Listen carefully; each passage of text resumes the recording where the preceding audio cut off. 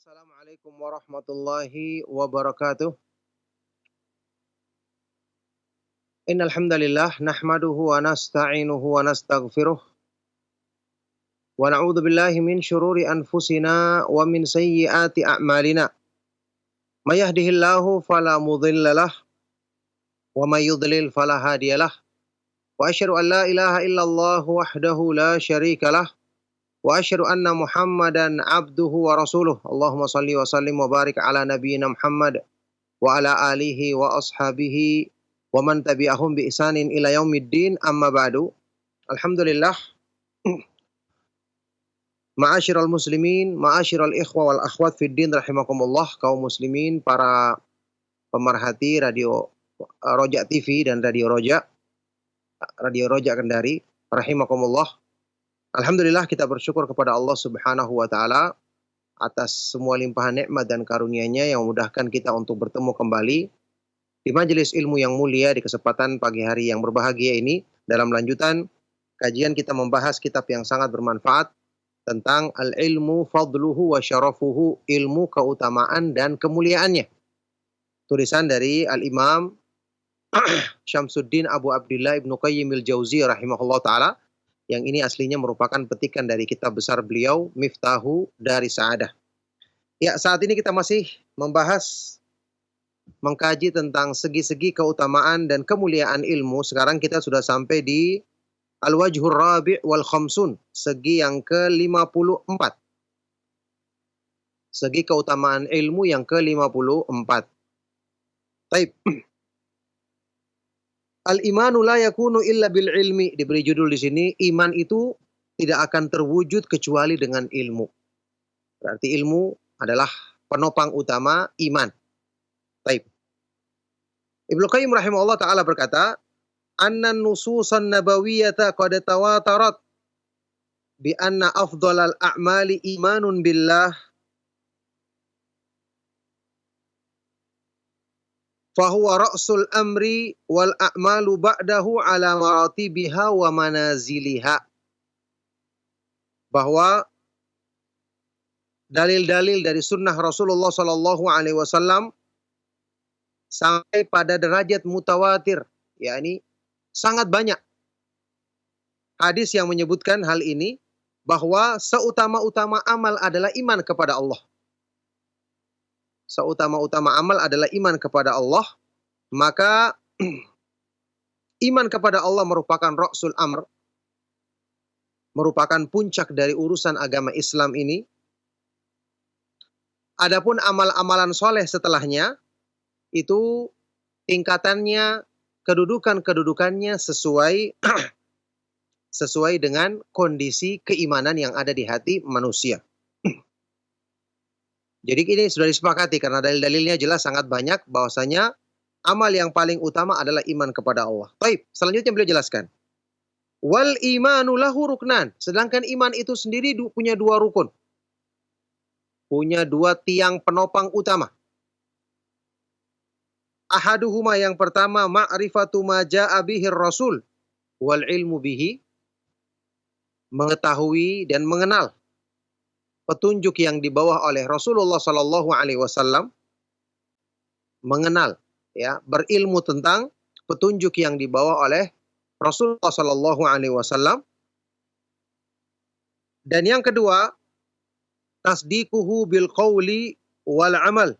Membenarkan petunjuk itu, mengucapkannya dan mempraktekannya dalam ucapan dan perbuatan. Membenarkannya dalam ucapan dan perbuatan. Ya, jadi berarti ilmu adalah termasuk rukun yang sangat penting untuk membenarkan iman. Sedangkan iman itu sendiri tadi sudah kita bahas adalah ra'sul amr, ya, puncak dari agama Islam ini. Kata beliau, wa tasdiqu bidunil ilmi wal ma'rifati muhalun fa innahu far'ul ilmi bisyai'il musaddaqi bihi. Maka at-tasdiq, membenarkan, ya, membenarkan petunjuk Rasulullah SAW dalam ucapan dan perbuatan. At-tasdiq ini sendiri tanpa ilmu dan pengetahuan adalah mustahil untuk bisa terwujud. Tidak mungkin untuk terwujud. Karena yang namanya takdir itu adalah cabang atau bagian dari kita mengenal sesuatu yang kemudian kita benarkan. Bagaimana kita bisa membenarkan sesuatu kalau kita tidak punya pengetahuan tentangnya? Tidak mungkin kita meyakini sesuatu padahal kita tidak punya pengetahuan tentangnya. Ini jelas tidak mungkin terwujud, ya. Fa'idzan al-ilmu minal imani bimanzilatir ruhi minal jasadi. Kalau begitu, ya, ringkasnya, kedudukan ilmu pada keimanan itu seperti kedudukan ruh pada tubuh manusia. Jadi inti kehidupan bagi tubuh manusia adalah keberadaan ruh. Maka seperti itulah inti kehidupan bagi iman adalah keberadaan ilmu. Ya, ini dalam masalah ini ilmu yang diturunkan oleh Allah Subhanahu wa taala kepada Nabi Muhammad sallallahu alaihi wasallam, kan sudah kita bahas. Allah sendiri yang menamakan di dalam Al-Qur'an petunjuk yang diturunkannya kepada nabinya yang mulia adalah ruh. Wa kadzalika auhayna ilaika ruham min amrina ma kunta tadri mal imanu walal kitabu walakin ja'alnahu nuran nahdi bihi man nasya'u min ibadina. Dan demikianlah kami jadikan, kami wahyukan kepadamu ruh dari perintah kami. Allah menamakan wahyunya sebagai ruh. Kami wahyukan kepadamu wahai Rasulullah ruh dari perintah kami. Sebelumnya kamu tidak tahu apa itu iman, apa itu Alkitab, Al-Quran. Tapi kami jadikan itu sebagai cahaya untuk kami berikan petunjuk kepada siapa yang kami kehendaki dari hamba-hamba kami. Jadi kedudukannya ilmu itu adalah ruh. Makanya iman pasti akan mati tanpa ilmu. Tanpa orang mempelajari petunjuk Al-Quran dengan memahami kandungannya, tanpa mempelajari hadis-hadis Rasulullah Sallallahu Alaihi Wasallam dengan pemahamannya yang benar, tanpa membaca pernyataan atau penjelasan dari para sahabat, dari para ulama ahlu sunnah wal jamaah, iman akan mati karena seperti jasad yang tidak punya ruh. Nah, wala taqumu syajaratul imani illa ala sakil ilmi wal ma'rifati. Fal ilmu idzan ajallul matalibi wa asnal mawahibi. Maka pohon iman tidak akan bisa tegak kecuali pohon iman tidak akan bisa tegak kecuali di atas batang ilmu dan pengetahuan. Di atas batang utama ilmu dan pengetahuan, ya. Jadi tanpa ilmu seperti pohon yang tidak punya batang, akan tumbang dengan sendirinya. Maka ilmu kalau demikian berarti merupakan ajallul matalib, tuntutan yang paling tinggi sekaligus asnal mawahib, ya, pemberian atau anugerah dari Allah Subhanahu wa taala yang paling mulia. Inilah kedudukan ilmu ketika dikaitkan dengan iman, yang mana iman itu merupakan puncak dari urusan agama kita, sedangkan iman sendiri tidak akan bisa ada wujudnya tanpa ilmu, yakni petunjuk yang Allah Subhanahu wa taala turunkan kepada Nabi Muhammad sallallahu alaihi wasallam. Makanya pantas semakin orang itu belajar ilmu agama yang benar dengan taufik dari Allah Subhanahu wa taala, akan menjadikan ilmunya semakin kuat, akan menjadikan keimanannya semakin sempurna, semakin tinggi kepada Allah Subhanahu wa taala. Nah, kita lanjut al-wajhul khamis wal khamsun, segi yang ke-55. Tadi yang ke-54, sekarang segi yang ke-55. Sifatul kamali raji'atun ilal ilmi. Semua sifat kesempurnaan kembalinya kepada ilmu. Semua sifat kemuliaan kembali kepada ilmu. Ibnu Qayyim rahimahullah ta'ala berkata,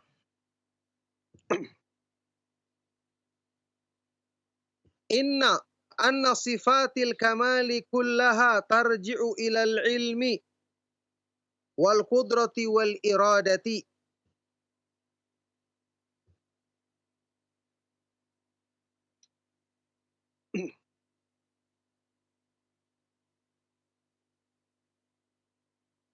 Sesungguhnya sifat-sifat kesempurnaan, sifat-sifat kesempurnaan, ya ini sifat-sifat yang mulia, yang utama, semuanya kembali kepada ilmu, al-qudrah, kemampuan melakukannya, dan al-iradah, kehendak, keinginan untuk melakukannya.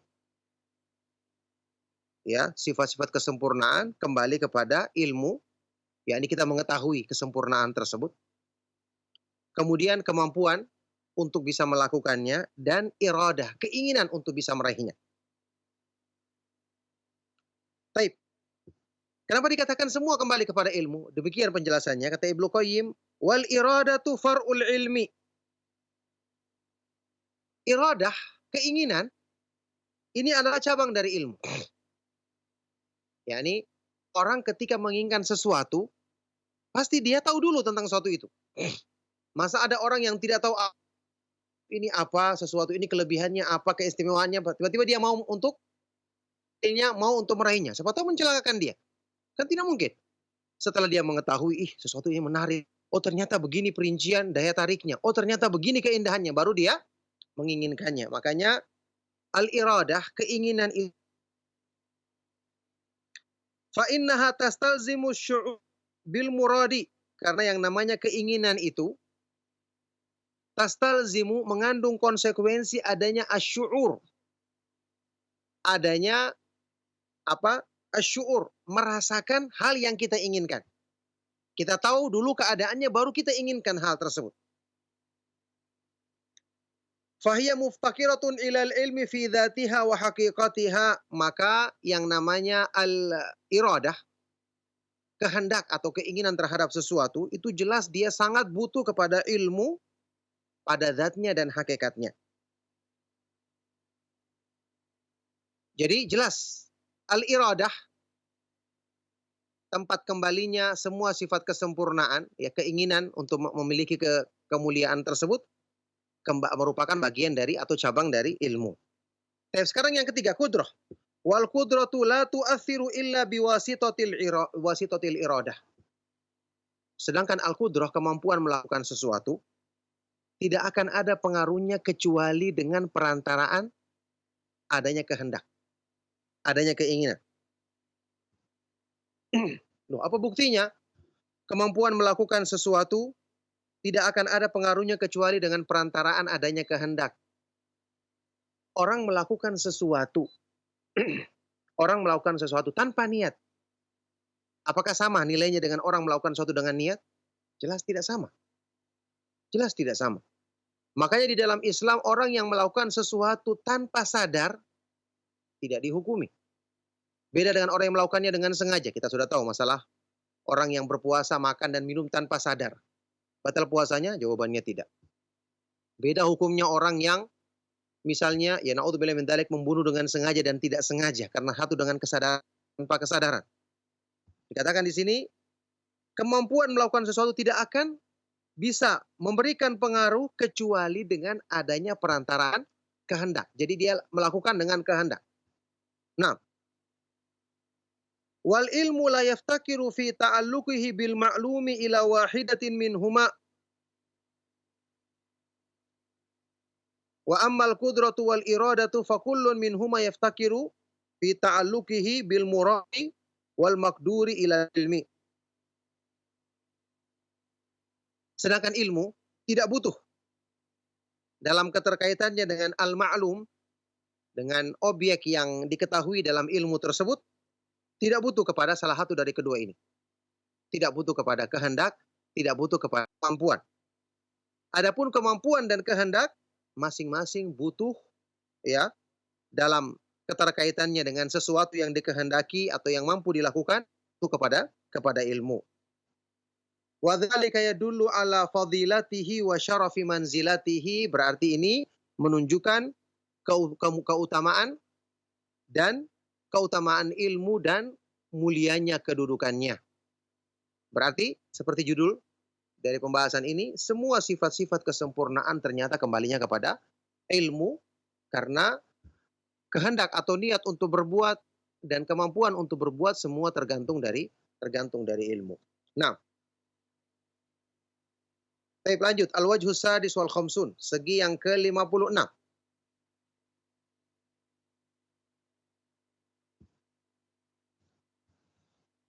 Kata Ibnu Qayyim rahimahullah taala, annal ilma a'ammu sifati ta'alluqan bimuta'alliqihi wa awsa'uha,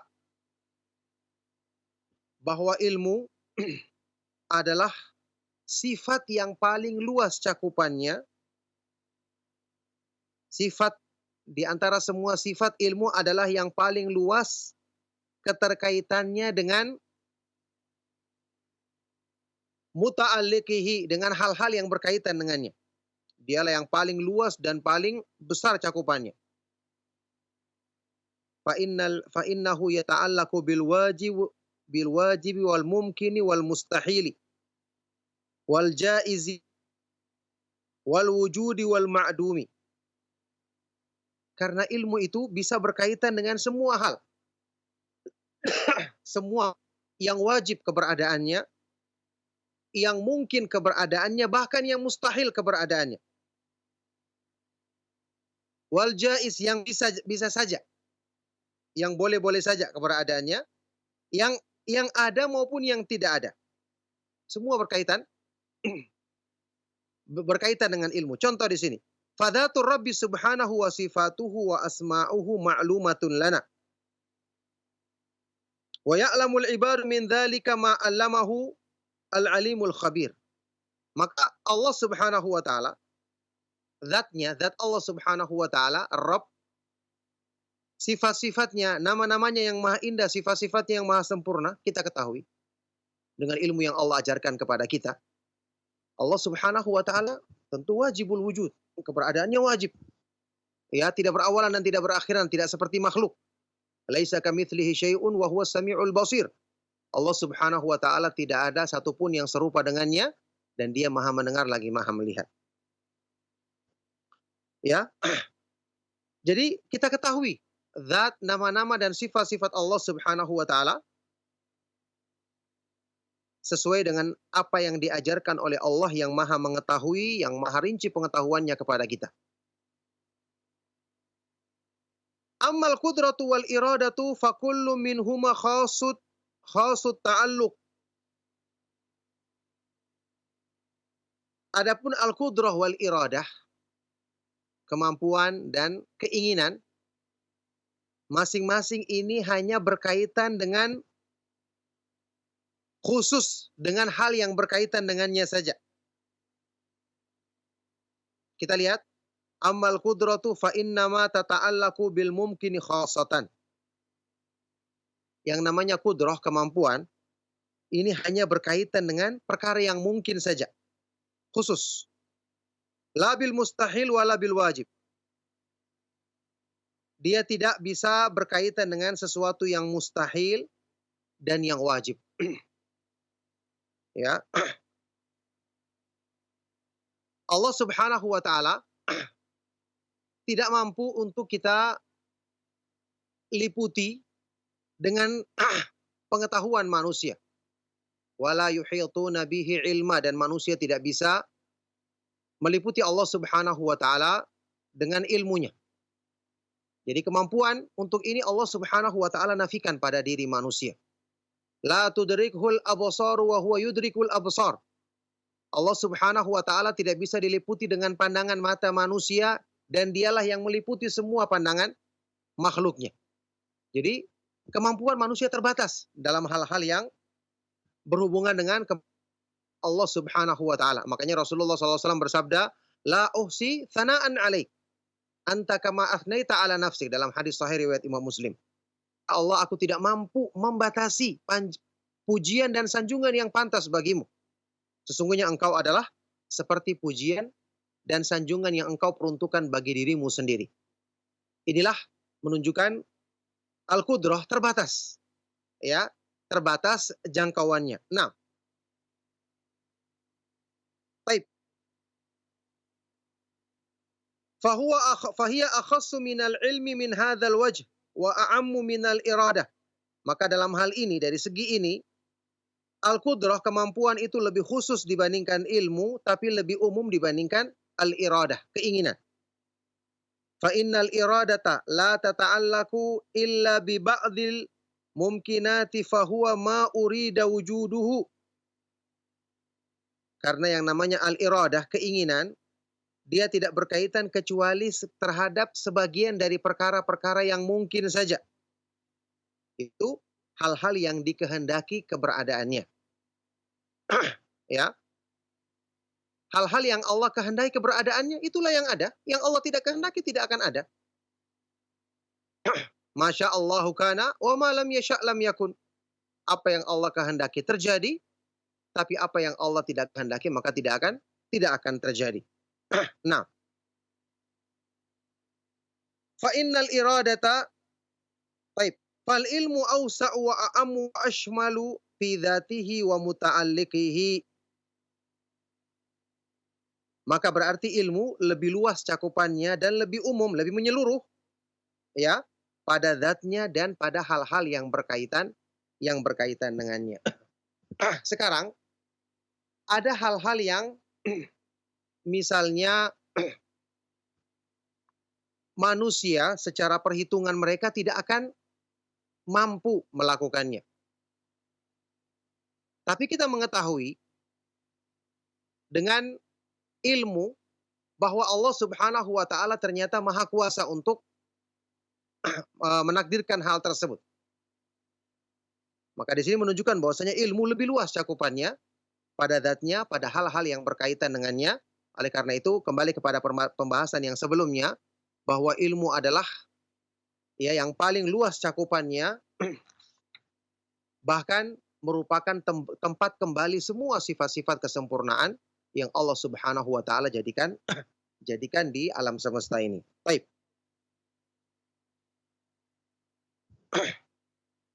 Baik, kita melangkah.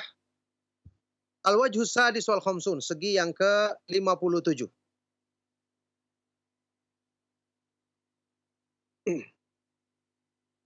Al-ulama'u humul a'immah.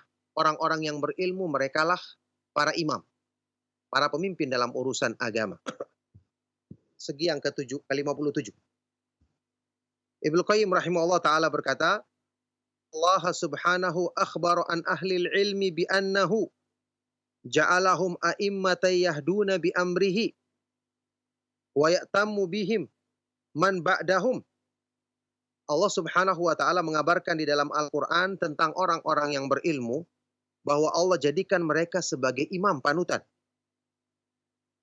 yang mengambil petunjuk dari perintah Allah dan kemudian dijadikan panutan setelah mereka. Faqala ta'ala, Allah Subhanahu wa taala berfirman di surat As-Sajdah ayat ke-24, A'udzubillahi minasyaitonir rajim, wa ja'alna minhum a'immatan yahduna bi amrina amma sabaru wa kanu bi ayatina yuqinun.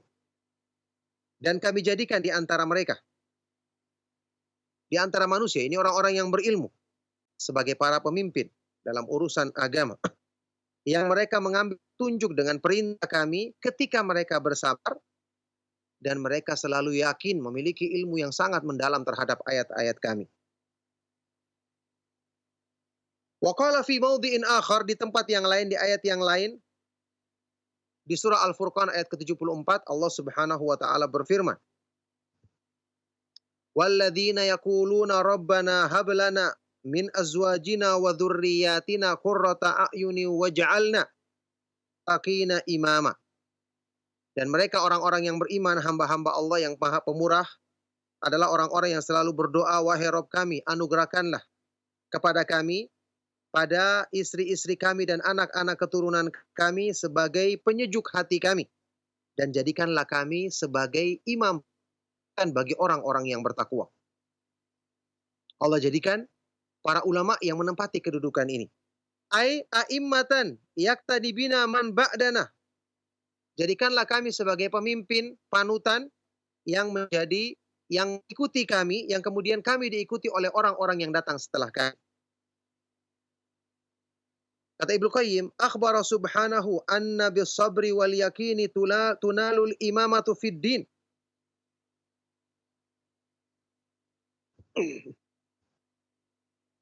Ya, Allah beritakan di ayat ini, Allah mengabarkan di ayat ini bahwa dengan kesabaran dan keyakinan, dengan itulah akan diraih tingkatan imam, kedudukan sebagai pemimpin panutan dalam agama. Ini ucapan Ibnu Qayyim, asalnya dari ucapan Syekhul Islam Ibnu Taimiyah rahimahullah taala yang terkenal. Bisabri wal yakin tunalul imamatu fid din.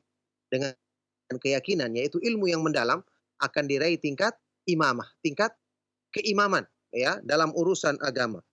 Wa hiya arfa'u maratibis siddiqin, yang ini merupakan kedudukan yang paling tinggi di antara orang-orang yang siddiq. Kita ingat Ibnu Qayyim menyebutkan as-siddiqun siapa?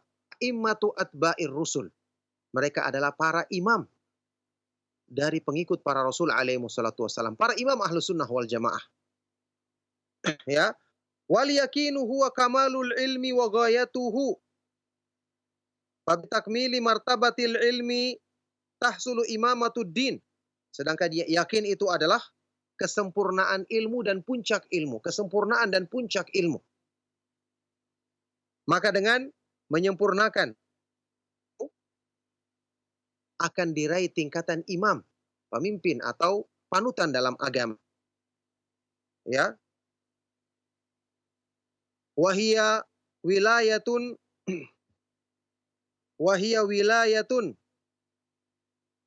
alatuhal ilmu yahtassullahu biha man yasha'u min ibadihi. Yang ini merupakan tingkat kewalian yang alat untuk mencapainya adalah ilmu yang Allah Subhanahu wa taala khususkan dengan karunia ini bagi siapa yang dikehendaki di antara hamba-hambanya. Ini juga jelas sekali keutamaan dan kemuliaan ilmu yang dijelaskan di segi ini, yang tentu semakin menambah motivasi dan semangat kita untuk mempelajari ilmu agama yang diturunkan oleh Allah Subhanahu wa taala kepada nabi kita yang mulia, Nabi Muhammad sallallahu alaihi wasallam. Tapi insyaallah cukup sampai di sini kajian kita di kesempatan pagi menjelang ini. Semoga bermanfaat dan menjadi sebab kebaikan bagi kita semua. Saya persilakan bagi antum yang ingin menyampaikan pertanyaan. Tafadhol, barakallahu fikum. Nah. Nah, Ustaz, jazakallah khairan, Ustaz, barakallahu fik atas materi yang telah disampaikan Ustaz, dan ikhwatal Islam azani Allah wa iyyakum. Untuk berikutnya kami buka sesi interaktif soal jawab bagi Anda yang ingin bertanya secara langsung. Nah, silakan. Ya, silakan. Halo, assalamualaikum. Waalaikumsalam warahmatullahi wabarakatuh. Dengan siapa dan berada di mana? Dengan Keadaan dari Cianjur. Keadaan, ya, silakan. Ya. Assalamualaikum warahmatullahi wabarakatuh. Waalaikumsalam warahmatullahi wabarakatuh. Pak Ustadz, saya ingin menanyakan tentang masalah menjawab adzan, Ustadz. Apakah menjawab adzan itu disyariatkan untuk orang yang mendengarkannya aja ataupun yang muadzinnya juga, Ustadz, disunahkan membaca doa setelah adzan, Ustadz? Ya, baik, terima kasih. Saja cukup. Ya, yang kedua, apakah boleh seorang muadzin membacakan hadis sekali-kali gitu ya, hadis tentang doa setelah adzan ataupun fadilah menjawab adzan? Soalnya kalau misalkan di daerah saya kan masih kurang dari sunnah, Ustadz, jadi masih banyak doa-doa yang ditambah, Ustadz. Sedangkan untuk mengingatkan secara langsung ke orangnya tidak mungkin agak segan. Bagaimana kalau setelah adzan dibacakan hadisnya, Ustadz, sekali-kali, Ustadz? Apakah boleh, Ustadz? Nah, cukup ya. Ya. Assalamualaikum warahmatullahi wabarakatuh. Waalaikumsalam warahmatullahi wabarakatuh. Dan kepada Ustadz kami persilakan untuk menjawab. Silakan, Ustadz. Fikum, pertanyaan yang sangat bermanfaat sekali. Pertama, sehubungan dengan masalah menjawab adzan. Yang kita sudah ketahui jelas Rasulullah Shallallahu alaihi wasallam dalam hadis yang sahih bersabda, "Idza sami'tumul muadzin faqulu bimithli ma yaqul." Kalau kalian mendengarkan suaranya pemandangan adzan dari seorang muadzin, maka ucapkanlah seperti yang diucapkannya. Ya, jadi jelas ini ditujukan bagi orang yang mendengarkan seruan adzan tersebut. Setelah itu hadisnya kemudian bacalah doa yang terkenal itu, ya, Allahumma rabba hadhihi da'wati tamma dan seterusnya. Apakah ini diucapkan bagi yang mendengarkan saja atau termasuk muadzin juga kalau tidak salah dengar tadi pertanyaannya seperti itu. Ada penjelasan yang saya ingat dari Syekh Al-Albani rahimahullah taala, beliau mengatakan bahwa kalimat ini ya ditujukan bagi orang yang mendengarkan adzan saja. Bagi orang yang mendengarkan adzan saja ya, bukan termasuk muadzinnya karena Rasulullah SAW mengatakan jadi bagi orang yang mendengarkan adzan dialah yang mengucapkan mengucapkan itu yang saya pernah ingat dari penjelasan Syekh Muhammad Nasiruddin Al-Albani rahimahullah taala. Baik. Yang kedua, pertanyaan mengenai masalah kita menjelaskan keutamaan mendengarkan dan menjawab adzan. Jawabannya tentu diperbolehkan. Kita bisa mengambil waktu kalau seandainya muadzin atau imam yang bisa menyampaikan setelah selesai sholat misalnya salam, kemudian berzikir sebentar sampai minta izin kepada jamaah saya ingin sesuatu tentang keutamaan mendengarkan kumandangan adzan dan menjawabnya ya. Keutamaannya seperti ini sebutkan hadisnya agar mereka paham karena mereka sebelumnya tidak paham. Kalau seandainya bisa disampaikan oleh imam itu lebih baik tentu saja karena biasanya orang akan lebih perhatian kalau imam yang berbicara langsung. Kalau tidak, maka muadzin bisa menyampaikannya tentu dengan minta izin kepada imam setelah selesai sholat dan saya ingin menyampaikan sesuatu yang berhubungan dengan keutamaan supaya jamaah bisa ikut mengamalkan keutamaan besar tersebut. Maka ini baik dan ini tentu merupakan perkara yang termasuk dicontohkan ya di dalam sunnah Rasulullah SAW maupun hal-hal yang dianjurkan oleh para ulama kita. Barakallahu fikum. Ini merupakan pertanyaan terakhir. Semoga apa yang kita bahas dan jawaban pertanyaan bisa memberikan manfaat untuk kebaikan dunia akhirat kita. Mohon maaf jika ada yang salah dan kurang berkenan. Kami cukupkan. Sallallahu wasallam wa barak ala nabiyina Muhammad wa ala alihi wa ashabihi wa man tabi'ahum bi ihsan ila yaumiddin. Walhamdulillahi rabbil alamin. Subhanakallahumma wa bihamdika asyhadu an la ilaha illa anta astaghfiruka wa atubu ilaik. Wassalamualaikum warahmatullahi wabarakatuh.